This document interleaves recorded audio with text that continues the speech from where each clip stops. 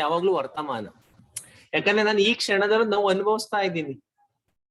ನನಗ್ ಕೈ ಗಾಯ ಆಗಿದೆ, ಗಾಯದ ನೋವಿದೆ, ಆ ನೋವಿಗಾಗಿ ನಾನು ಈಗ್ಲೂ ನೋವು ಅನುಭವಿಸ್ತಾ ಇದ್ದೀನಿ. ಗಾಯದಿಂದ ನಂಗೆ ಭುಜ ನೋವಿದೆ, ಭುಜ ಈ ಕ್ಷಣಕ್ಕೂ ನೋವ್ತಾ ಇದೆ. ಆ ಕ್ಷಣದಿಂದ ನಂಗೆ ಈ ಕ್ಷಣದಲ್ಲಿ ನೋವಿದೆ ಬಿಕಾಸ್ ಆಫ್ ಭುಜದ ನೋವಿನಿಂದ. ನೋಡಿ, ನೋವು ವರ್ತಮಾನದಲ್ಲೇ ಇದೆ, ಉರಿತಾ ಇದೆ. ನಂಗೆ ಇಲ್ಲಿ ಗಾಯ ಆಗಿದೆ, ಗಾಯದ ಉರಿ ಇದೆ, ಆ ಉರಿಯಿಂದ ನಾನು ಈ ಕ್ಷಣದಲ್ಲೂ ದುಃಖ ಅನುಭವಿಸ್ತಾ ಇದ್ದೀನಿ.